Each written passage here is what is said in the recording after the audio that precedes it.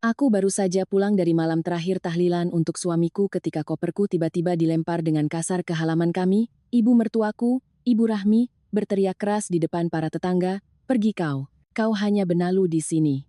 Tanpa perlawanan, aku pergi sambil menggenggam erat sebuah kunci rahasia yang diberikan oleh mendiang Beno sebelum ia wafat. Acara tahlilan dan pembacaan Yasin baru saja usai. Gema doa yang mengiris hati masih terasa di ruang tamu yang kini terasa begitu luas dan kosong. Aroma bunga melati yang berbaur dengan wangi dupa masih pekat di udara, seolah menjadi pengingat abadi bahwa maut baru saja singgah di rumah kami. Aku duduk di sudut ruangan. Kusandarkan punggungku yang letih ke dinding yang dingin. Di pangkuanku, Bastian, putra sematawayang kami yang berusia 5 tahun, tertidur pulas. Ada jejak air mata kering di pipinya. Ia belum sepenuhnya mengerti bahwa Papa Benonya, suami yang sangat kucintai, tidak akan pernah kembali untuk membawakannya mainan atau mengangkatnya seperti pesawat terbang. Baru 3 hari. 3 hari sejak kecelakaan tragis merenggut Beno dari kami. Tanah di makamnya masih merah, basah oleh hujan yang turun setiap sore seolah langit pun ikut berduka. Mataku bengkak, suaraku serak, dan jiwaku terasa setengah mati, ikut terkubur bersamanya. Namun duka itu tampaknya hanya milikku seorang.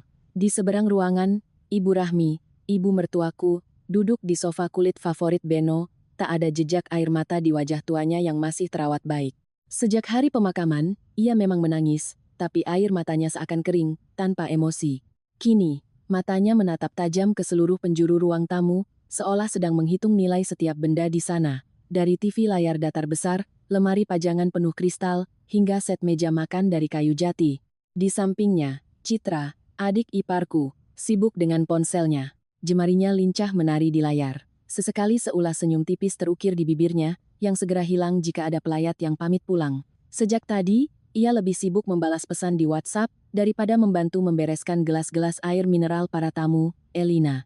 Ibu Rahmi memecah keheningan setelah tamu terakhir keluar dari gerbang. Nadanya datar, dingin, tanpa kehangatan yang diharapkan dari seorang nenek yang juga kehilangan putranya. Aku mendongak, berusaha menahan isak yang nyaris pecah. Iya, Bu, para tamu sudah pulang. Bangunkan Bastian. Tidurkan saja dia di kamar belakang. Ada hal penting yang ingin Ibu bicarakan denganmu, jantungku berdebar tak karuan. Biarkan Bastian di sini dulu, Bu. Kasihan kalau dibangunkan, tidurnya baru saja pulas. Lagi pula, ini sudah malam, Bu. Tidak bisakah kita bicarakan besok saja? Kepala saya pusing sekali. Citra mendengus keras. Ia meletakkan ponselnya di meja dengan suara berdebum. Halah, jangan manja, Elina. Kita semua lelah, kita semua berduka, tapi hidup harus terus berjalan. Ibu mau bicara denganmu tentang masa depan, ini juga demi kebaikanmu. Demi kebaikanku, kalimat itu terdengar begitu palsu dari mulut Citra, yang selama 5 tahun pernikahan kami dengan Beno, tidak pernah bersikap baik padaku. Meskipun sulit, aku membetulkan posisi kepala Bastian di bantal sofa, dan berdiri menghadap mereka. Kakiku gemetar, bukan hanya karena lelah, tetapi juga karena firasat buruk yang perlahan merayap di kerongkonganku. Ada apa ya, Bu? Tanyaku lirih. Ibu Rahmi menatapku dari ujung kepala hingga ujung kaki, tatapan yang selalu membuatku merasa kecil. Di mana kunci lemari di kamar utama? Aku tertegun. Kunci lemari? Untuk apa, Bu? Isinya hanya pakaian Beno dan dokumen-dokumen pekerjaannya. Jangan pura-pura bodoh, Elina, sela Ibu Rahmi tajam. Ia berdiri, perlahan mendekatiku. Aura dominannya begitu kuat. Beno itu anakku, putraku satu-satunya. Selama hidupnya, dia pasti menyimpan dokumen-dokumen penting di sana. BPKB mobil, deposito, perhiasan, dan yang paling penting, sertifikat rumah ini. Dadaku sesak. Baru 3 hari Beno meninggal, dan mereka sudah menanyakan sertifikat rumah bahkan sebelum nisan di makamnya selesai dibuat. Bu, suaraku bergetar oleh campuran amarah dan sedih. Beno belum genap seminggu meninggal. Kenapa Ibu sudah menanyakan harta benda? Saya bahkan belum menyentuh apapun. Saya masih berduka. Justru karena maut baru saja datang, semuanya harus segera diamankan. Bentak Ibu Rahmi, membuat Bastian sedikit bergerak dalam tidurnya. Ibu Rahmi melirik cucunya sekilas sebelum kembali menatapku dengan mata melotot. Kau hanya istri, orang luar. Kalau sampai terjadi apa-apa dengan harta anakku, siapa yang akan bertanggung jawab? Keluarga kandungnya yang berhak mengamankan semua itu. Istri bukan orang luar, Bu, sanggahku. Kali ini, aku memberanikan diri menatap matanya. Saya Elina, istri Sabeno. Ibu dari anak Beno. Di mata hukum dan di mata Tuhan, saya dan Bastian punya hak. Citra tertawa sinis, tawanya melengking dan menyakitkan telinga. Coba kau lihat dirimu di cermin, Elina. Beno menikahimu saat kau tidak punya apa-apa. Rumah ini, mobil ini, semua itu hasil jerih payah kakakku. Kau hanya menumpang hidup enak dan menikmati hasilnya. Sekarang Beno sudah tidak ada. Sudah sepantasnya semua hartanya kembali pada ibunya yang telah membesarkannya sejak kecil. Dadaku semakin sesak. Luka karena kehilangan suami belum sembuh, kini ditambah lagi dengan kata-kata menyakitkan dari keluarga yang seharusnya menjadi sandaranku. Saya tidak akan memberikan kuncinya malam ini, kataku tegas, meskipun tanganku yang terkepal gemetar. Tolong, hargai masa berkabung untuk Beno. Wajah Ibu Rahmi memerah padam, rahangnya mengeras, ia melangkah maju. Sangat dekat hingga aku bisa mencium aroma parfumnya yang tajam. Ia menunjuk wajahku dengan telunjuknya yang dihiasi cincin emas tebal. Aku tahu kau berencana menyembunyikan sertifikat itu untuk kau jual diam-diam, kan? Besok pagi aku dan Citra akan kembali. Kalau kau tidak memberikan kuncinya baik-baik, jangan salahkan kami kalau kami panggil tukang kunci untuk mendobrak pintu kamar itu. Rumah ini dibangun dengan uang anakku, jadi ini rumahku juga. Tanpa menunggu jawaban, Ibu Rahmi memberi isyarat pada Citra. Ayo, Citra. Aku muak melihat wajah perempuan ini yang pura-pura suci. Mereka berdua pergi, meninggalkanku termangu di ruang tamu. Angin malam masuk, membawa hawa dingin yang menusuk tulang. Tapi dingin itu tak ada apa-apanya dibandingkan ngilu di hatiku. Aku menatap Bastian yang masih tertidur pulas. Firasatku benar. Ini bukan sekadar kunjungan belasungkawa. Ini adalah deklarasi perang, dan aku sadar, badai yang sesungguhnya baru saja dimulai. Tanpa sadar, mataku tertuju pada sebuah laci kecil di bawah meja TV. Di sanalah terselip kunci duplikat kamar utama yang tak seorang pun tahu selain aku dan Beno. Apa yang sebenarnya mereka cari? Hanya keserakahan. Atau ada rahasia lain yang disimpan Beno di sana? Tiba-tiba ponselku bergetar. Sebuah pesan SMS dari nomor tak dikenal. Isinya singkat, tapi cukup membuat bulu kuduku berdiri. Hati-hati dengan ibu mertuamu, Mbak Elina. Sebelum meninggal, Mas Beno pernah cerita kalau ibunya terus mendesaknya untuk membalik nama sertifikat rumah atas namanya. Aku nyaris menjatuhkan ponsel. Siapa yang mengirim pesan ini? Hari ke-7. Acara tahlilan baru saja usai. Rumah yang tadinya ramai oleh lantunan doa, kini perlahan senyap. Satu persatu tetangga pamit, menyalamiku dengan tatapan kasihan yang lama-kelamaan terasa seperti siksaan.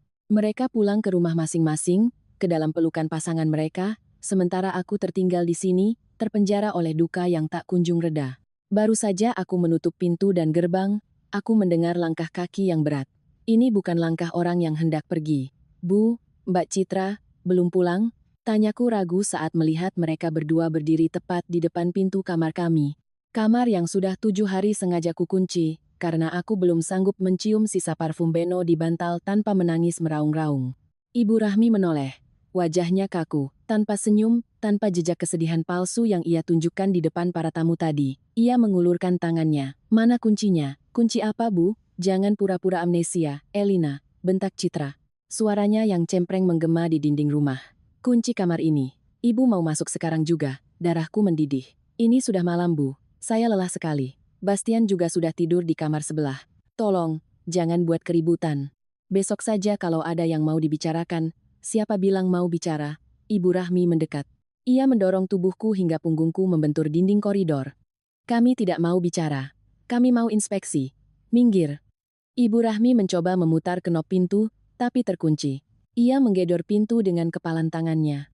Buka, atau aku panggil tukang kunci sekarang juga untuk merusak pintu ini. Aku gemetar, bukan karena takut, tapi karena rasa tak percaya. Bagaimana bisa seorang ibu tega menginjak-injak privasi anak dan menantunya saat tanah di makam putranya sendiri masih basah? Ini kamar kami, Bu. Ada barang-barang pribadi kami. Ibu tidak punya hak masuk sembarangan. Aku mencoba merentangkan tangan untuk menghalangi Ibu Rahmi. Citra, yang sejak tadi berdiri di belakang ibunya, tiba-tiba maju dengan gerakan kasar. Ia mendorong bahuku dengan keras. Tubuhku yang lemah karena hampir seminggu tak nafsu makan, terhuyung ke samping, nyaris menabrak sebuah vas porselen di sudut. Sadar dirimu, teriak Citra. Beno sudah mati, tidak ada lagi privasi, yang ada sekarang hanya urusan warisan dan harta benda.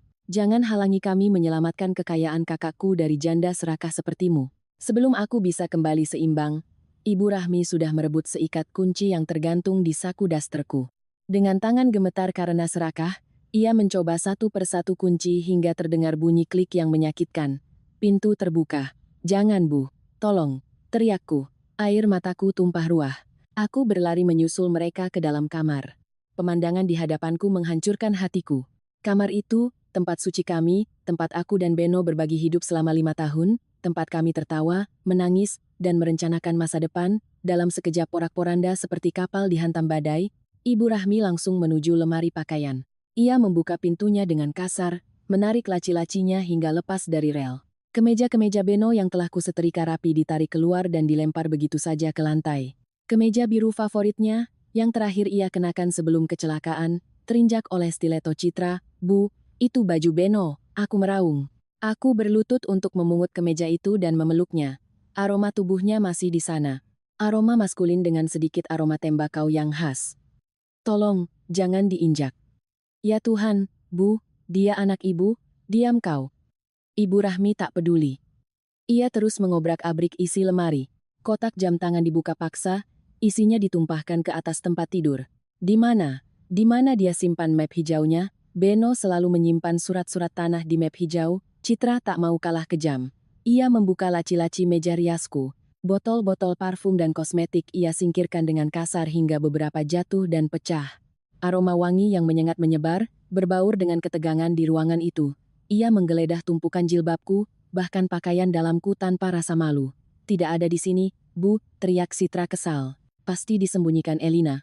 "Aku tidak menyembunyikan apa-apa," teriakku di sela tangis. "Aku bahkan belum membuka lemari ini sejak Beno tiada." Ibu Rahmi menoleh, terengah-engah. Matanya liar menyapu seluruh ruangan hingga pandangannya berhenti pada sebuah brankas besi kecil yang tertanam di bagian bawah lemari. Di sanalah Beno menyimpan uang darurat kami dan beberapa surat penting. Mata Ibu Rahmi berkilat serakah. "Itu, buka itu." Ia menunjuk brankas itu lalu menatapku tajam. "Buka, Elina, sekarang juga." "Saya tidak tahu kodenya, Bu, aku berbohong." Beno memberitahuku kodenya saat ulang tahun Bastian. Tapi aku tidak akan pernah membiarkan tangan serakah mereka menyentuhnya. "Pembohong."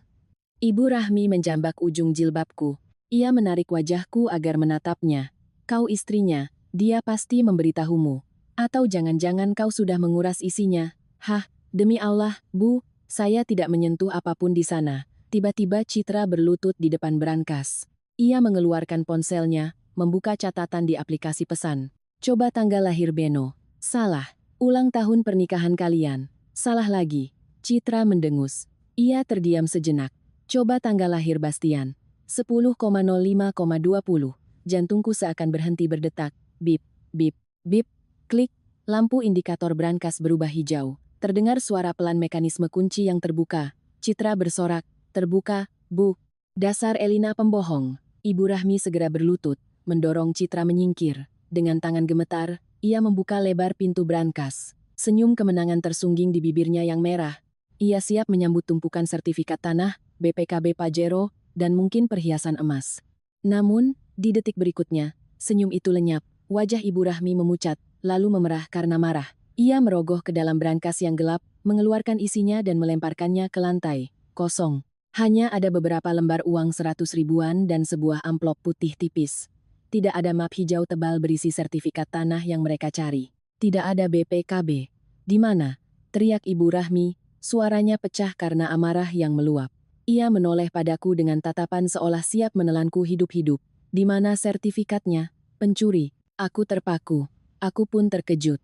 Setahuku, Beno selalu menyimpan sertifikat itu di sana. Kenapa sekarang tidak ada? Ibu Rahmi berdiri. Ia memungut amplop putih yang tergeletak di lantai. Dengan kasar ia merobeknya. Di dalamnya hanya ada secarik kertas bertuliskan tangan Beno dan sebuah kunci kecil berwarna perak. Ibu Rahmi membaca kertas itu. Matanya membelalak, lalu ia meremas kertas itu. "Kurang ajar," bisiknya. Ia menatapku dengan kebencian yang belum pernah kulihat sebelumnya. Pasti kau yang menghasut Beno melakukan ini, kan?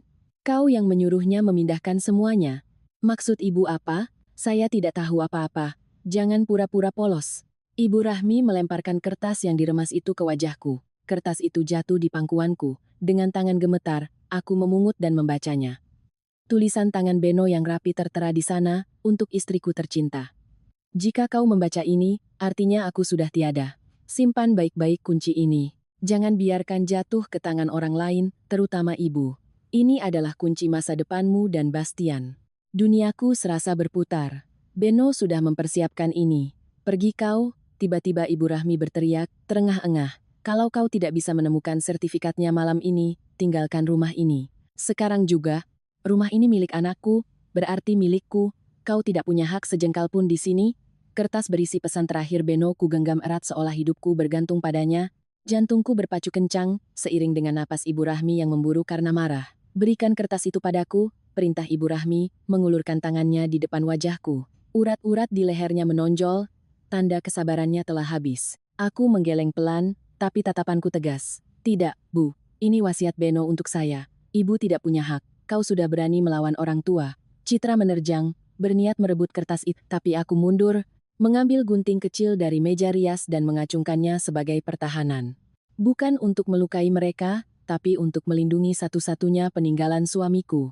Jangan paksa saya, teriakku dengan suara parau. Pergi dari kamar kami. Citra mundur, wajahnya sempat pucat sebelum ekspresi sinisnya kembali. Wow Bu, lihat menantu kesayanganmu, sudah bisa main senjata. Perempuan gila. Pantas saja Beno mati cepat. Pasti stres punya istri sepertimu. Kata-kata itu bagai tamparan panas. Air mataku kembali mengalir, tapi aku tidak menurunkan gunting itu. Sementara itu, Ibu Rahmi tertawa pelan. Tawa yang kering dan menakutkan. Ia memberi isyarat pada Citra untuk mundur. Biarkan saja, Citra. Kertas sampah itu tidak ada nilainya di mata hukum. Yang kita butuhkan adalah bukti kepemilikan. Ibu Rahmi berjalan perlahan mengitari kamar yang porak-poranda. Ia menendang buku tabungan Beno yang berserakan di lantai. Ia memungut sebuah map biru tua yang berada di bawah tumpukan pakaian, map yang tadi dilempar Citra karena dianggap tidak berharga. Ibu Rahmi membuka map itu. Matanya menyipit saat membaca isinya. Senyum licik perlahan tersungging di bibirnya. Ini dia, bisik Ibu Rahmi penuh kemenangan. Ia menghadapkan map itu ke arahku. Lihat ini, Elina, baca dengan matamu sendiri. Itu adalah fotokopi akta jual beli, AJB, tanah tempat rumah ini berdiri. Lihat tanggalnya, tunjuk Ibu Rahmi ke tanggal di sudut kanan atas. April 2018. Kau ingat kapan kalian menikah? Aku terdiam, tak bisa berkata-kata. Kami menikah pada Oktober 2018. Tanah ini, Ibu Rahmi menekan setiap katanya dengan nada mengejek, dibeli Beno 6 bulan sebelum menikahimu. Artinya, ini adalah harta bawaan.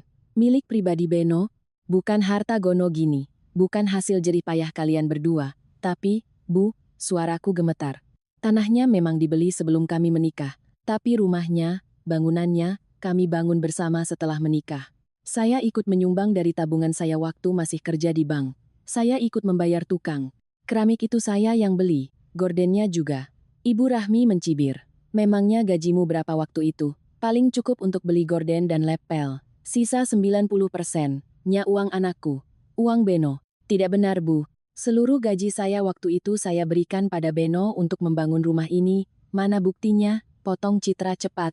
Ada kwitansinya? Ada perjanjian notaris bahwa kau berinvestasi? Kalau tidak ada, ya itu namanya uang suami. Dan uang suami adalah hak istri. Dan sekarang suaminya sudah meninggal, jadi hartanya kembali ke ibunya. Duniaku runtuh. Logika mereka memutarbalikkan kebenaran. Menginjak-injak pengorbananku mendampingi Beno dari nol, membuatku merasa tak berharga, seolah 5 tahun pengabdianku sebagai istri dan ibu tak bernilai serupiah pun.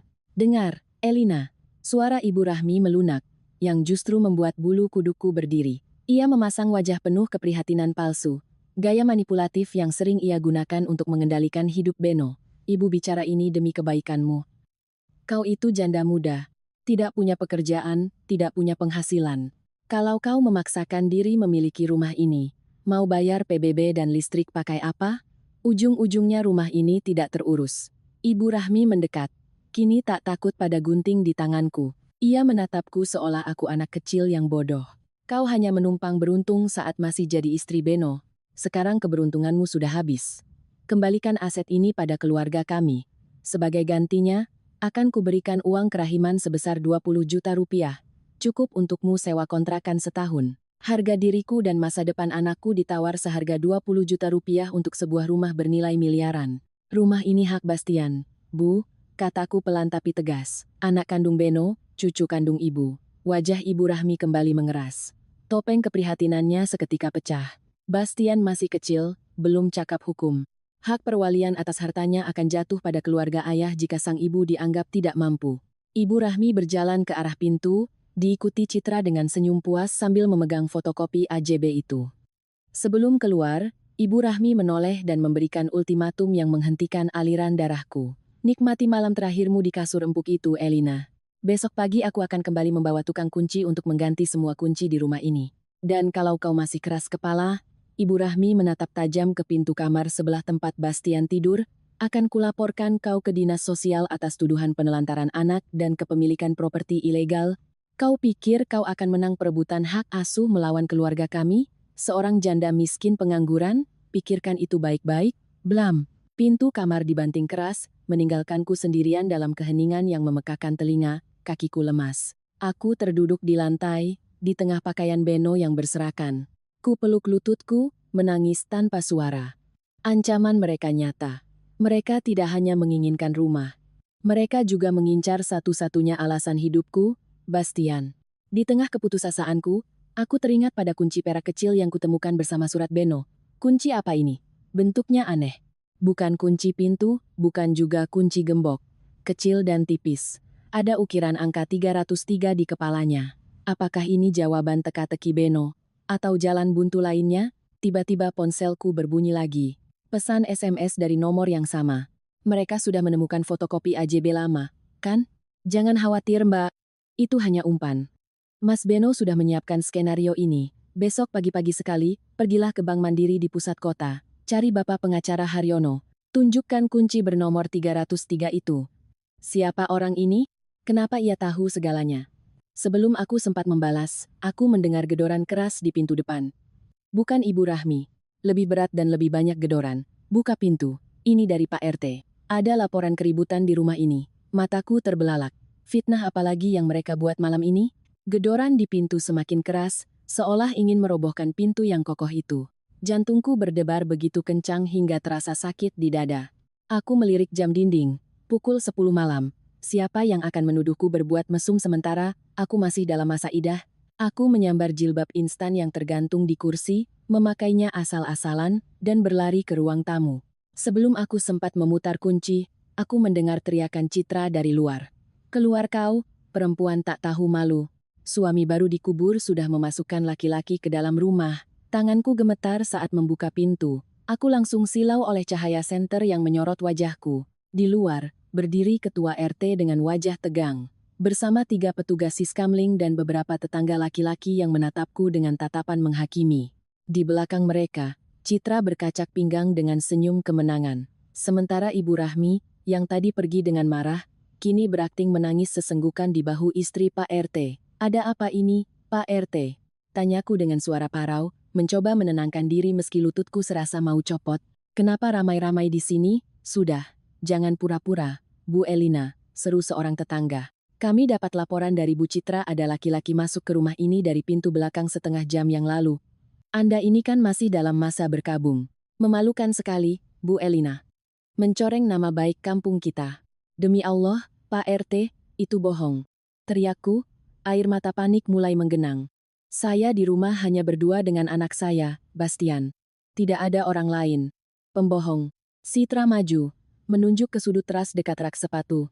Kalau tidak ada laki-laki, sandal siapa itu? Semua mata tertuju ke arah yang ditunjuk Citra. Di sana, tergeletak sepasang sandal kulit pria berukuran besar yang tidak kukenali. Itu bukan milik Beno. Kaki Beno kecil dan ia tidak pernah memakai model seperti itu. Saya tidak tahu itu milik siapa. Sumpah, Pak RT. Mungkin ada yang iseng melempar ke sini, kataku panik. Ibu Rahmi tiba-tiba meraung. Sebuah akting yang pantas memenangkan piala Oscar. Ya Allah, Beno, anakku, kasihan sekali kamu. Begini ternyata kelakuan istrimu. Pantas saja dia tidak mau memberikan kunci kamar tadi. Ternyata dia menyembunyikan selingkuhannya di dalam. Ibu Rahmi menatapku dengan mata melotot, tapi suaranya dibuat bergetar karena sakit hati. Elina, ibu kecewa padamu. Ibu kira kau perempuan baik-baik. Ternyata kau menodai rumah anakku dengan perbuatan dosa. Tidak, Bu. Ibu tahu ini semua rekayasa Ibu dan Mbak Citra untuk menghancurkan saya. Jaga mulutmu, bentak Pak RT. Kewibawaannya sebagai pemimpin lingkungan membuatku ciut. Sudah ada bukti kau masih tidak mau mengaku dan malah menuduh ibu mertuamu. Bu Elina, untuk menjaga ketertiban dan menghindari keributan yang lebih besar, saya minta Anda keluarkan laki-laki itu, atau kami yang akan masuk menggeledah rumah. Silakan geledah, Pak. Sumpah, Bapak tidak akan menemukan siapa-siapa. Tantangku putus asa. Para petugas Siskamling masuk, menggeledah setiap sudut rumah. Mereka memeriksa kamar tamu, dapur, hingga kamar mandi. Tentu saja mereka tidak menemukan siapa-siapa karena memang tidak ada orang lain. Tapi kerusakan sudah terjadi. Citra menyeringai sambil berbisik cukup keras agar didengar para tetangga yang suka bergosip. Pasti sudah kabur lewat jendela belakang waktu kita gedor-gedor tadi. Tuh lihat, jendela dapurnya tidak dikunci. Para tetangga yang sudah termakan fitnah langsung percaya. Bisik-bisik mulai menyakitkan telinga. Dasar janda gatal. Kasihan ya suaminya. Tampangnya saja yang alim. Para petugas kembali keluar tanpa hasil. Tidak ada siapa-siapa, Pak RT. Sepertinya sudah kabur. Nah, kan, sahut Ibu Rahmi cepat. Tiba-tiba ia berdiri tegak. Wajah sedihnya hilang, digantikan oleh raut aslinya yang buas. Pak RT, sebagai pemilik sah rumah ini dan ibu dari almarhum Beno, saya tidak bisa menerima rumah anak saya dipakai untuk perbuatan mesum. Malam ini juga, saya akan usir perempuan ini. Mataku terbelalak. Bu, ini rumah saya juga. Saya berhak tinggal di sini sampai masa idah saya selesai. Kau tidak punya hak lagi karena perbuatanmu yang tidak senonoh, teriak Ibu Rahmi. Ia masuk ke dalam, langsung menuju kamarku yang pintunya sudah terbuka. Kudengar suara barang-barang dilempar. Beberapa saat kemudian, Ibu Rahmi keluar sambil menyeret koper besarku. Ia membukanya dan memasukkan pakaianku dengan kasar. Belum puas, ia mengambil tumpukan baju Bastian dari keranjang dan melemparkannya keluar, tepat di kaki Pak RT. Pergi. Bawa juga anak haramu itu. Bastian anak Beno, Bu. Aku meraung. Berlari memunguti baju-baju Bastian yang berserakan di tanah yang kotor. Aku tidak peduli. Kalau ibunya jalang, siapa yang bisa jamin itu anak Beno? Tambah Citra. Pak RT tampak ragu melihat kekerasan itu, tapi ia tidak berani ikut campur dalam pertengkaran keluarga yang panas. Bu Elina, mungkin lebih baik Anda pergi dulu malam ini. Situasinya tidak baik. Kalau semua sudah tenang, baru dibicarakan lagi. Diusir. Aku benar-benar diusir seperti kucing kurap. Aku berlari ke kamar Bastian. Anakku terbangun, duduk di tempat tidur dengan mata lebar ketakutan karena keributan di luar. Mama, kenapa berisik? Tanyanya lirih. Aku tak bisa menjawabnya, hanya menangis. Kuambil jaket Bastian. Kupakaikan cepat-cepat padanya. Kita jalan-jalan sebentar ya nak, ayo ikut mama. Ku gendong Bastian. Kuraih tas tanganku yang berisi dompet, dokumen penting, termasuk kunci ajaib dan surat Beno yang sudah kusembunyikan di dalamnya. Hanya itu harta yang bisa kuselamatkan. Saat aku keluar pintu sambil menggendong Bastian dan menarik koper, Ibu Rahmi berdiri di ambang pintu seperti penjaga neraka. Jangan pernah kembali lagi ke sini, bisiknya. Mulai besok, semua kunci akan diganti dan jangan harap kau akan dapat sepeser pun dari harta anakku. Kutatap lekat-lekat wajah ibu mertuaku. Kurekam dalam ingatanku setiap guratan kebencian di wajahnya. Kurekam wajah Citra yang tersenyum puas di belakangnya. Kurekam wajah para tetangga yang menatapku jijik. Ingat hari ini, Bu, kataku pelan tapi tajam. Langit dan bumi menjadi saksi. Saya tidak akan pernah melupakan perbuatan ibu malam ini. Akan datang hari di mana ibu yang akan berlutut di kaki saya. Cuy, Ibu Rahmi meludah ke tanah, dekat sepatuku, aku berbalik. Berjalan di antara kerumunan yang memberiku jalan. Tak ada yang membantuku mengangkat koper. Tak ada yang bertanya kemana aku akan pergi di tengah malam bersama seorang anak kecil. Gerbang ditutup keras di belakangku. Suara besi itu seperti palu hakim yang menjatuhkan vonis atas nasibku. Malam gelap, angin kencang, membawa gerimis yang mulai turun. Aku berdiri di tepi jalan perumahan yang sepi, menggigil kedinginan. Bastian menyandarkan kepalanya di bahuku, mulai menangis karena merasakan tubuhku yang bergetar. Mama, kita mau tidur di mana? Tanya Bastian polos. Pertanyaan itu menghancurkan sisa ketegaranku. Aku tak punya keluarga di kota ini. Orang tuaku di kampung sudah lama tiada. Uangku di ATM mungkin hanya cukup untuk seminggu. Kurai ponselku. Ada satu SMS lagi dari nomor misterius itu. Jangan menyerah. Pergilah ke Wisma Melati di Jalan Merpati. Kamar 303. Kuncimu cocok dengan kamar itu. Sudah dibayar oleh Mas Beno untuk 1 tahun sebagai tempat perlindungan. Kutatap kunci perak di tanganku. Angka 303 berkilauan di bawah cahaya lampu jalan. Beno, apakah kau tahu nasib kami akan setragis ini sehingga kau menyiapkan tempat persembunyian? Dengan sisa tenaga, aku mencegat taksi. Hujan semakin deras. menghapus jejak kakiku dari rumah yang pernah kuanggap surga, namun kini telah menjadi neraka. Kamar 303 bukanlah kamar hotel mewah, tapi juga bukan kamar kumuh seperti yang kubayangkan. Itu adalah sebuah kamar di pavilion 2 lantai yang bersih dan tenang, tersembunyi di sebuah gang yang dikelilingi pohon-pohon mangga. Ternyata Beno menyewanya bukan hanya setahun, tapi ia telah membayar lunas untuk 2 tahun atas nama sepupu jauhnya, agar tidak bisa dilacak. Disinilah kami tinggal selama 2 minggu, seperti tikus yang bersembunyi dari para pemangsa. Aku menatap Bastian yang gelisah dalam tidurnya di atas kasur busa yang tak selembut ranjang kami di rumah. Ia berkeringat dingin. Sejak malam pengusiran itu, Bastian sering demam dan mengigau memanggil ayahnya. Trauma melihat ibunya diseret dan diteriaki jelas meninggalkan luka mendalam di benak mungilnya. "Papa, pulang," bisik Bastian dalam tidurnya. "Ibu mana yang hatinya tak hancur?" Kuusap rambutnya, menahan air mataku sendiri. Obat penurun panasnya hampir habis. Begitu pula uang di dompetku.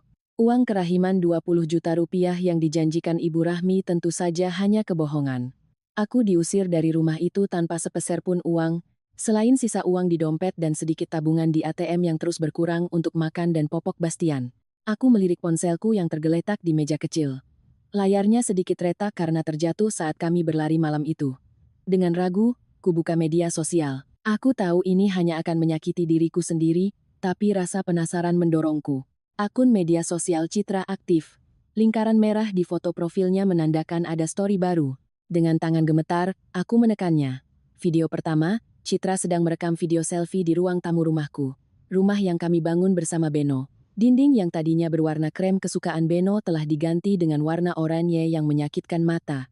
New vibes, new life. Suasana baru biar hoki. Tulis Citra di caption, lengkap dengan stiker api. Video kedua, kamera menyorot ke halaman depan rumah. Ada tumpukan perabotan lama yang sedang dibakar.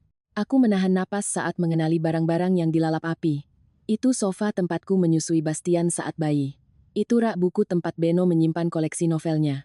Kudengar suara Ibu Rahmi di latar belakang, tertawa sambil memerintah seorang pekerja. "Bakar semua yang jelek itu, Pak. Jangan sisakan sampah."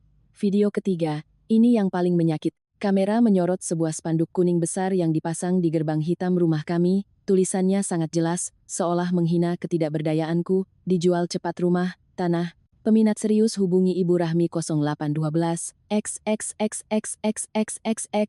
Aku menjatuhkan ponselku ke kasur. Mereka benar-benar melakukannya. Mereka menjual kenangan kami. Mereka menjual hasil jerih payah Beno. Mereka menjual masa depan Bastian. Dan mereka melakukannya dengan gembira, seolah hanya menjual barang rongsokan, bukan warisan dari anak dan cucu mereka sendiri. Kemarahan yang hebat merayap dari perutku. Naik ke kerongkonganku, mendorongku untuk berteriak sekeras-kerasnya. Tapi aku tak bisa, aku tak punya kuasa. Aku hanya seorang janda yang diusir, difitnah berzina, dan tak punya uang untuk membayar pengacara hebat. "Mama," suara lirih memanggilku. Segera kuhapus air mataku dan menoleh. Bastian sudah bangun. Matanya tampak sedih. "Mama, aku mau pulang ke rumah Papa. Di sini panas. Aku mau main mobil-mobilanku." Kupeluk erat tubuh mungilnya yang hangat. "Sabar sedikit ya nak.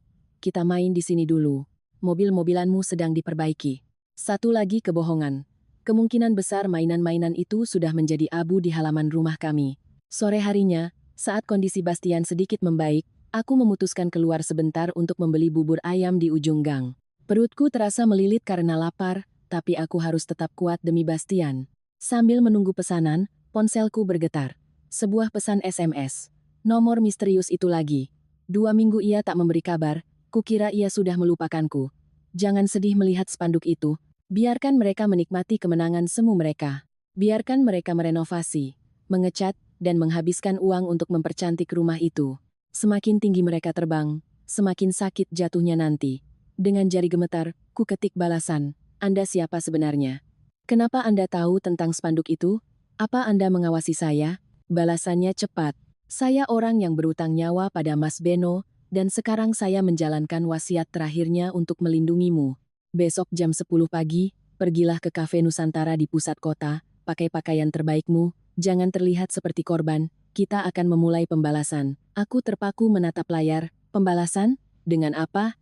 Aku tak punya uang, tak punya koneksi. Tapi kalimat berikutnya membuat bulu kudukku berdiri.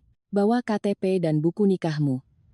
Kita akan bertemu seseorang yang akan membuat Ibu Rahmi menyesal pernah dilahirkan. Pukul 10 pagi, aku berdiri di depan cermin kafe Nusantara, mematut diriku untuk terakhir kali. Bukan perempuan menyedihkan yang kulihat semalam di cermin kamarku. Aku mengenakan gamis hitam terbaikku, satu-satunya yang selamat di dalam koper, dan memoleskan sedikit bedak untuk menyamarkan lingkaran hitam di mataku. Aku tidak boleh terlihat sengsara. Pesan dari orang misterius itu benar. Aku tidak boleh terlihat seperti korban. Kuatkan langkahku. Meskipun jantungku berdebar kencang, kudorong pintu kaca kafe. Aroma kopi dan roti yang baru dipanggang menyambutku, sangat kontras dengan bau pengap di tempat tinggalku. Ibu Elina, seorang pelayan mendekatiku. Mari, Bu. Bapak sudah menunggu di ruang VIP. Bapak. Aku mengikuti pelayan itu ke sebuah ruangan dengan kaca buram di sudut kafe. Pintu dibuka. Di sana, duduk seorang pria paruh baya berjas, sedang menyeruput kopi sambil membaca sebuah map tebal. Aku mengenalnya. Napasku tertahan. Pak pengacara Santoso, pria itu mendongak dan tersenyum ramah, senyum yang menenangkan. Pengacara Haryono Santoso adalah seorang pengacara senior, teman lama almarhum ayah Beno yang pernah membantu urusan hukum perusahaan tempat Beno bekerja, tapi aku tak tahu mereka sedekat ini. Silakan duduk, Elina, katanya tenang, menunjuk kursi di hadapannya. Maaf jika membuatmu menunggu dan bersusah payah dengan teka-teki. Selama 2 minggu ini, saya harus memastikan ular-ular itu keluar sepenuhnya dari sarang mereka sebelum kita memukul kepala mereka. Aku duduk dengan bingung. Jadi, Bapak yang mengirim SMS itu, kunci kamar 303, Beno yang menyiapkan semua itu, potong pengacara Santoso, wajahnya berubah sendu. Ia mengambil sebuah map bermotif batik dari tas kerjanya dan meletakkannya di meja. 3 bulan yang lalu, Beno datang ke kantor saya. Ia tampak sehat, tapi ada kekhawatiran besar di matanya. Ia bilang, ibunya dan Citra terus mendesaknya untuk membalik nama sertifikat rumah atas nama Ibu Rahmi, dengan alasan tradisi. Kepalan tanganku mengeras di atas meja. Ternyata tekanan itu sudah berlangsung lama tanpa sepengetahuanku. Beno menyembunyikannya agar aku tidak kepikiran. Beno sangat mengenal watak ibunya. Lanjut pengacara Santoso. Dia tahu, jika takdir tidak berpihak padanya, kau dan Bastian akan diusir seperti kucing jalanan. Beno sangat menyayangi ibunya, dia anak yang patuh, tapi dia lebih takut menelantarkan anak dan istrinya. Itu dosa besar bagi seorang kepala keluarga. Apa isi map itu, Pak? Tanyaku, mataku terpaku pada map batik itu. Pengacara Santoso tidak langsung menjawab. Ia mengambil ponsel dari sakunya. Sebelum kita buka ini, ada yang ingin saya tunjukkan padamu. Ini siaran langsung dari CCTV di kantor notaris rekan saya, pengacara Darmawan. Kebetulan sekali, ibu mertua dan adik iparmu sedang ada di sana sekarang. Pengacara Santoso meletakkan ponselnya di hadapanku. Layar menunjukkan video yang jernih. Di sana, terlihat jelas Ibu Rahmi dan Citra duduk di hadapan seorang notaris. Wajah Ibu Rahmi sangat ceria, sementara Citra sibuk menghitung uang, mungkin uang muka dari seorang pembeli yang duduk di samping mereka. Mereka sedang finalisasi penjualan, bisikku. Mereka benar-benar menjualnya. Dengarkan, kata pengacara Santoso sambil mengeraskan volume. Suaranya pelan tapi jelas. Jadi bagaimana, Pak Notaris? Suara Citra terdengar tak sabar. Pembeli sudah setuju di angka 1,5 miliar. Sertifikat aslinya hilang, tapi kami bawa fotokopi AJB lama dan surat keterangan ahli waris. Sebagai ibu saya berhak kan menjual aset anaknya, kami mau pembayaran lunas sekarang. Di layar, notaris itu sedang mengetik sesuatu di komputernya, memeriksa basis data online Badan Pertanahan Nasional, BPN, dahinya berkerut. Ia mengetik lagi, lalu menggeleng. Mohon maaf, Bu Rahmi, Bu Citra, kata notaris itu, transaksi ini tidak bisa dilanjutkan. Apa maksudmu? Mata Ibu Rahmi melotot. Jangan main-main, kami butuh uangnya sekarang. Ini bukan soal uang, Bu, jawab notaris itu tenang sambil memutar monitor ke arah mereka. Sistem BPN menolak data tanah ini. Status tanah di Jalan Cendrawasih nomor 10 sudah bukan lagi atas nama almarhum Beno. Statusnya sudah berubah. Jantungku berdebar kencang. Berubah? Maksudmu apa? Itu tanah anakku, teriak Ibu Rahmi. Data di sini, notaris itu memeriksa layar, menyatakan bahwa tanah ini statusnya telah dialihkan menjadi tanah wakaf, aset yang diserahkan untuk kepentingan umat, 2 bulan yang lalu. Pengelolanya sekarang adalah Yayasan Amal Beno. Tanah wakaf tidak bisa diperjualbelikan, diwariskan, atau digadaikan. Ini milik umat, Bu. Keheningan di kafe terasa begitu berat saat aku mendengar kata-kata itu. Wakaf. Di layar ponsel, wajah Ibu Rahmi berubah dari merah menjadi putih pucat seperti kertas, mulutnya ternganga, tapi tak ada suara yang keluar. Citra merebut mouse, mencoba melihat layar. Tidak mungkin, ini pasti akal-akalan Elina. Dia pakai santet untuk merusak sistem, teriak Citra, membuat si pembeli di sebelahnya berdiri dan mulai pergi, takut terseret dalam masalah. Pengacara Santoso mematikan video dengan senyum tipis. Ia mendorong map batik itu ke arahku. Bukalah, Elina. Dengan tangan gemetar, kubuka map itu. Di dalamnya, terdapat akta ikrar wakaf resmi dengan stempel dan tanda tangan Beno. Di salah satu klausulnya, tertulis kata-kata yang membuatku menangis. Tanah dan bangunan ini diwakafkan untuk dikelola oleh yayasan dengan ketentuan bahwa hak pakai dan hak manfaat usufructuary rights seumur hidup diberikan kepada istri saya, Elina, dan putra saya, Bastian, sebagai tempat tinggal mereka dan sebagai tempat untuk mengasuh anak-anak yatim. Beno, aku terisak.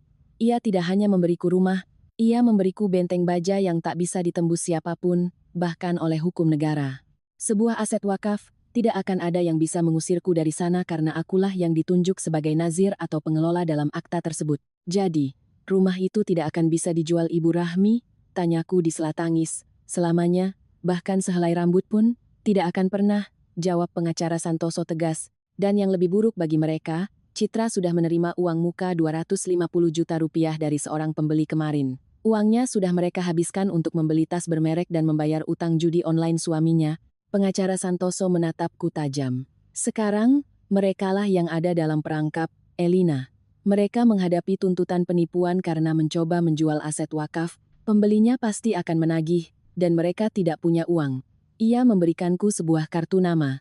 Kapolres. Dia juga temanku. Kalau kau mau, kita bisa laporkan mereka sekarang juga. Kuhapus air mataku. Rasa sedih perlahan berganti dengan perasaan dingin. Sakitnya saat baju anakku dilempar, perihnya saat aku difitnah berzina, semua itu menjadi bahan bakar. Ponselku bergetar. Nama ibu mertuaku muncul di layar. Pengacara Santoso melirik dan mengangguk. Angkat. Ini panggungmu. Aku menarik napas dalam-dalam, menekan tombol hijau, dan menempelkan ponsel ke telinga tanpa suara. Kurang ajar kau, Elina. Teriakannya begitu keras hingga aku harus menjauhkan ponsel. Apa yang kau lakukan dengan sertifikatnya? Kenapa notaris bilang ini wakaf? Dukun mana yang kau pakai? Hah? Suaranya penuh ketakutan dan keterkejutan. Aku tersenyum untuk pertama kalinya dalam 2 minggu. Assalamualaikum, Bu, sapaku dengan nada sangat tenang, berbanding terbalik dengan kepanikannya.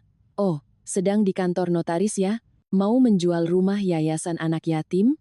Hati-hati, Bu, memakan harta anak yatim itu di dunia penjaranya, di akhirat siksanya. Kau tahu, kata Ibu Rahmi terbata-bata. Tentu saja, Bu, kan saya nazirnya, jawabku. Oh ya, Bu, baju-baju saya yang Ibu lempar kemarin tolong dirapikan lagi ya, kembalikan ke lemari. Besok saya mau pulang ke rumah. Kututup teleponnya. Jariku dengan puas menekan tombol merah. Di seberang sana, aku bisa membayangkan Ibu Rahmi berteriak seperti kesurupan di kantor notaris. Sudah puas? Tanya pengacara Santoso. Belum, Pak, jawabku. Ini baru permulaan. Mereka belum merasakan diusir di tengah malam saat hujan. Pengacara Haryono mengangguk. Ingat, Elina, musuh yang terpojok adalah yang paling berbahaya. Mereka tahu rumah itu tidak bisa dijual. Mereka kehilangan miliaran. Tapi masalah terbesar mereka adalah uang muka 250 juta yang diambil Citra dari seorang rentenir yang menyamar sebagai pembeli. Uangnya sudah habis, dan orang itu tidak sabaran, sore ini tenggat waktunya. Kalau sertifikat tidak ada, bayarannya jadi 2 kali lipat. Aku terdiam. Beno benar-benar jenius. Ia tidak hanya melindungi aset kami, ia membiarkan keserakahan keluarganya sendiri menjadi jerat bagi mereka. Apa rencana selanjutnya, Pak? Bukan rencanaku, koreksi pengacara Santoso. Ini panggungmu. Sebagai nazir yayasan, kau berhak mengambil alih rumah itu kapan saja. Kau punya kuasa untuk mengusir siapapun yang tidak seharusnya ada di sana. Kutatap pantulan diriku di jendela kafe, wajah yang sama, tapi tatapan yang berbeda. Elina yang cengeng dan selalu menunduk telah mati di malam ia diusir. Antar saya pulang, Pak, kataku tegas. Saya akan merebut kembali rumah anak saya. Mobil hitam pengacara Santoso berhenti di depan gerbang rumahku. Rumah Yayasan Amal Beno. Keadaannya berantakan. Spanduk kuning itu sudah sobek, sisa-sisa perabotan yang dibakar masih berserakan, para tetangga mulai mengintip. Tapi kali ini, aku tidak menunduk. Aku berjalan tegak, menggandeng tangan Bastian. "Mama, kita pulang?" tanya Bastian ragu, masih trauma. "Iya nak, ini rumahmu, tidak ada yang boleh mengusirmu dari sini." Begitu kakiku menginjak teras, pintu terbuka. Citra keluar dengan wajah kusut dan mata bengkak. Saat melihatku, raut wajahnya berubah. Bukan marah, tapi memelas. "Elina, syukurlah kau di sini." Citra berlari, hendak memelukku. Aku mundur, menepis tangannya. "Jangan sentuh aku." Citra tertegun. Di belakangnya, Ibu Rahmi muncul. Keangkuhannya telah sirna, digantikan oleh kelelahan dan ketakutan. "Elina, nak, kami khawatir padamu. Ayo, masuk. Ibu buatkan teh." "Tidak usah bersandiwara, Bu," kataku ketus. "Saya di sini untuk mengambil alih rumah yang diamanahkan Beno pada saya. Dan menurut aturan yayasan, orang yang tidak berwenang dilarang berada di sini." Wajah Citra memucat.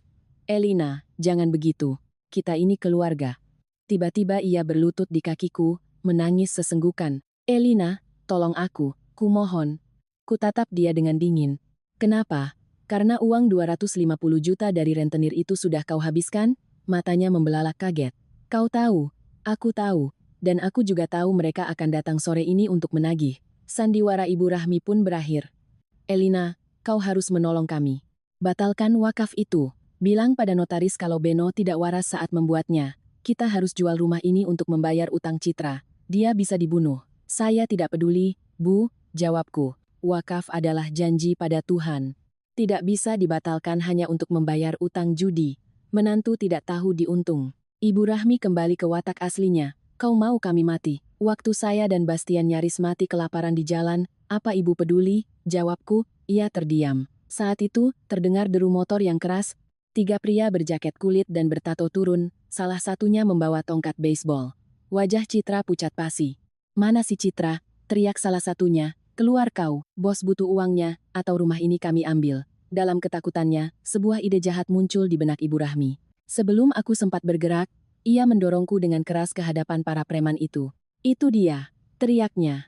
"Dia Elina, istrinya. Semua uang dan sertifikat ada padanya. Tagih saja dia." 3 pasang mata buas menatapku, tapi aku merasakan genggaman tangan Bastian mengerat.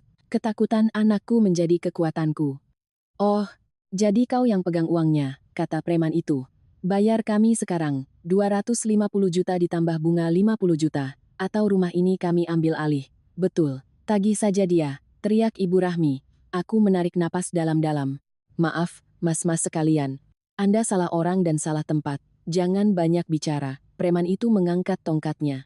"Berhenti," suara pengacara Santoso menggema. Ia mendekat, menunjukkan kartu advokatnya, dan sebuah kartu lain yang menyatakan, ia adalah pensiunan jenderal polisi, yang menjadi konsultan di firma hukumnya. "Saya pengacara Haryono, kuasa hukum almarhum Beno, dan yayasan pemilik rumah ini. Sebelum kalian berbuat bodoh, pelajari dulu hukumnya. Kami kesini urusan utang, Pak Pengacara. Hukum Bapak tidak ada urusannya di sini." "Di situ kalian salah. Kalian ditipu oleh perempuan itu," tunjuk pengacara Santoso pada Citra. "Rumah ini adalah aset wakaf, dilindungi oleh undang-undang. Siapapun yang mencoba mengambil atau merusaknya, bisa dipenjara 5 tahun. Laporan saya ke polisi sudah siap, jika kalian berani menyentuh gerbang ini." Para preman itu saling pandang. Mereka penagih utang, bukan kriminal yang ingin dipenjara. "Jadi kami tidak bisa ambil rumah ini?" "Tidak. Dan utang Citra adalah utang pribadinya, bukan tanggung jawab Ibu Elina." Situasi berbalik. Para preman itu beralih ke Citra. "Woi, penipu, mana uang bos kami?" "Maaf, Bang," kata Citra sambil menangis. "Tidak ada waktu." Para preman itu mengambil motor matik Citra, tas, ponsel, dan perhiasannya. "Ini masih kurang. Kau punya waktu 2 hari untuk melunasi sisanya. Kalau tidak, ginjalmu yang kami jual." Ibu Rahmi meraung, berlutut di kakiku. "Elina, tolong kami, bayar dulu. Pakai uang Beno." Kutatap dia dengan dingin. Uang Beno adalah untuk Bastian, seorang anak yatim. Dan haram hukumnya memakai uang anak yatim untuk membayar utang judi tantenya. Para preman pergi, meninggalkan Citra dan Ibu Rahmi yang histeris. "Dramanya sudah selesai?" tanyaku. Aku berjalan masuk ke dalam rumah. Mereka mengikutiku. "Tunggu," kataku. "Ini rumah yayasan. Saya pengelolanya. Kalian adalah tamu tak diundang yang sudah kehilangan hak untuk tinggal di sini." "Kau mengusir kami," teriak Citra. Saya tidak sekejam kalian, kataku. Saya tahu kalian tidak punya uang. Kalian boleh tinggal di sini. Aku tersenyum. Tapi sebagai asisten rumah tangga, kalian yang akan bersih-bersih. Tempat tinggal kalian di paviliun pembantu di belakang. Tugas kalian membersihkan rumah sebelum anak-anak asuh dari panti datang minggu depan. Wajah Ibu Rahmi merah padam karena marah. Kurang ajar, aku ini mertuamu. Pilihan ada di tangan kalian, kataku. Tidur di kamar pembantu dengan makanan gratis, atau tidur di luar dan menunggu para preman itu kembali. Kulihat bahunya lunglai. Ia kalah. Jangan kunci pintunya, katanya lirih. Lewat pintu samping. Jangan injak ruang tamu, baru saya pel. Saat mereka berjalan menunduk, ponselku berbunyi. Sebuah pesan dengan lampiran foto makam Beno dari penjaga makam. Bu Elina, ada orang mencurigakan menggali di dekat makam Pak Beno. Waktu saya tegur, dia lari dan meninggalkan bungkusan ini. Foto berikutnya adalah kain putih berisi tanah kuburan, jarum-jarum, dan fotoku yang ditusuk-tusuk. Bulu kuduku berdiri. Gagal dengan serangan fisik, mereka beralih ke santet. Seminggu kemudian, acara peresmian dan syukuran Yayasan Amal Beno diadakan. Seluruh halaman penuh dengan tamu dan karangan bunga. Aku berdiri di panggung, memberikan sambutan. Di sudut, kulihat Ibu Rahmi dan Citra, mengenakan seragam ART, sedang melayani para tamu. Wajah mereka penuh rasa malu. Saat acara berlangsung, aku menyadari sesuatu yang aneh. Citra dan Ibu Rahmi berbisik-bisik. Citra memegang sebuah botol kecil. Mereka merencanakan sesuatu. Kuberitahu pengacara Santoso yang segera bertindak. Citra keluar dari dapur membawa nampan berisi 3 gelas jus jeruk. Ia meletakkan gelas terbesar di hadapanku. Untuk Ibu Elina, katanya gemetar. Terima kasih, jawabku tenang. Kutatap gelas itu, lalu kutatap wajahnya. Kenapa, kau takut? Kuambil gelas itu, kuangkat agar semua orang bisa melihat. Bapak-bapak dan ibu-ibu sekalian, sebelum kita melanjutkan, ada pertunjukan spesial dari adik ipar saya. Mbak Citra, silakan. Minum ini untuk menunjukkan ketulusanmu. Wajah Citra pucat pasi. Itu untukmu. Kalau ini hanya jus jeruk, kenapa kau takut? Atau jangan-jangan ada campuran bahan rahasia dari bungkusan kain yang dikubur di makam Beno kemarin? Para tamu riuh. Fitnah, teriak Ibu Rahmi. Putar videonya, perintahku. Di layar besar, ditampilkan rekaman CCTV dari dapur beberapa saat yang lalu. Terlihat jelas Citra menuangkan bubuk hitam ke dalam gelas jus sementara Ibu Rahmi mengawasi. Astagfirullah, seru seorang ustadz. Dunia Citra runtuh. Bukan ideku, teriaknya sambil menunjuk ibunya. Dia yang menyuruhku. Dia bilang kalau Elina gila atau mati, kita bisa dapat hak asuh Bastian dan semua hartanya. Diam kau, anak tidak tahu diuntung. Ibu Rahmi menampar Citra. Cukup, teriak pengacara Santoso. Sebuah mobil patroli polisi masuk ke halaman, bersama penjaga makam. Kami menerima laporan perusakan makam dan percobaan pembunuhan. Saat Citra diborgol, tubuh Ibu Rahmi tiba-tiba menegang. Wajahnya pucat, mulutnya miring, dan ia ambruk ke lantai. Stroke, karma tidak menunggu lama, ia datang seketika. Setahun berlalu, rumah itu telah menjadi rumah yang ceria bagi 20 anak yatim. Aku yang mengelola yayasan. Citra divonis 8 tahun penjara. Sindikat rentenir itu dibongkar polisi. Dan Ibu Rahmi, terbaring di sebuah kamar di belakang, lumpuh. Aku merawatnya setiap hari, bukan karena cinta, tapi karena kewajiban. Tak ada kata yang keluar dari mulutnya, tapi di matanya, kulihat penyesalan yang tak berujung. Ia menangis setiap kali kusuapi. Mungkin teringat semua kejahatannya. Inilah penjaranya, tubuhnya sendiri. Di luar Bastian, yang kini berusia 6 tahun, bermain dengan riang bersama saudara-saudara barunya. Mama, teriaknya, memelukku. Sebuah mobil mewah berhenti. Pengacara Santoso turun bersama seorang donatur muda yang sering berkunjung ke yayasan. Aku tersenyum, senyum penuh kedamaian. Kunci kamar 303 kini sudah kubingkai, sebagai pengingat bahwa di saat tergelap sekalipun, akan selalu ada pertolongan. Dendam telah terbalaskan, bukan dengan darah, tapi dengan kebahagiaan yang tak akan bisa mereka renggut lagi. Ayo, Bastian, kita sambut para tamu, kataku. Bergandengan tangan, kami melangkah maju menuju hari esok yang baru. Pintu neraka telah tertutup, dan pintu surga di dunia ini telah terbuka lebar. Dan disinilah perjalanan Elina berakhir. Terima kasih banyak telah mengikuti dan dengan sabar menyimak kisahnya, dari malam tergelap dalam hidupnya hingga terbitnya fajar yang baru. Saat kita menutup buku ini, saya ingin bertanya. Di manakah Anda sekarang? Apakah Anda di rumah, berkumpul dengan keluarga, sedang beristirahat setelah hari yang panjang di tempat kerja, atau mungkin sedang merantau di negeri orang, merindukan tanah air. Saya akan senang sekali membaca di kolom komentar, dari belahan dunia manapun Anda mengikuti perjuangan Elina. Kisahnya adalah pengingat bahwa hidup ini penuh cobaan, dan terkadang, orang yang kita harapkan menjadi sandaran justru menjadi penyebab kejatuhan kita. Namun, ini juga bukti bahwa untuk setiap tetes air mata, ada kebahagiaan yang setimpal. Untuk setiap fitnah, ada keadilan yang menanti. Dan bagi setiap ibu yang berjuang, cinta untuk anaknya adalah senjata terkuat. Dimanapun Anda berada saat ini, saya berdoa semoga Anda dan orang-orang yang Anda cintai selalu dalam keadaan baik, aman, dan diberkahi oleh Tuhan Yang Maha Esa. Semoga hati Anda selalu dipenuhi kedamaian, ketabahan, dan harapan yang tak pernah padam. Sampai jumpa lagi di cerita berikutnya. Semoga Tuhan memberkati Anda semua. Bergandengan tangan, kami melangkah maju menuju hari esok yang baru. Pintu neraka telah tertutup, dan pintu surga di dunia ini telah terbuka lebar. Dan disinilah perjalanan Elina berakhir. Terima kasih banyak telah mengikuti dan dengan sabar menyimak kisahnya, dari malam tergelap dalam hidupnya hingga terbitnya fajar yang baru. Saat kita menutup buku cerita ini, saya ingin bertanya, di manakah Anda sekarang? Apakah Anda sedang di rumah, berkumpul dengan keluarga, sedang beristirahat setelah hari yang panjang di tempat kerja, atau mungkin sedang merantau di negeri orang, merindukan tanah air?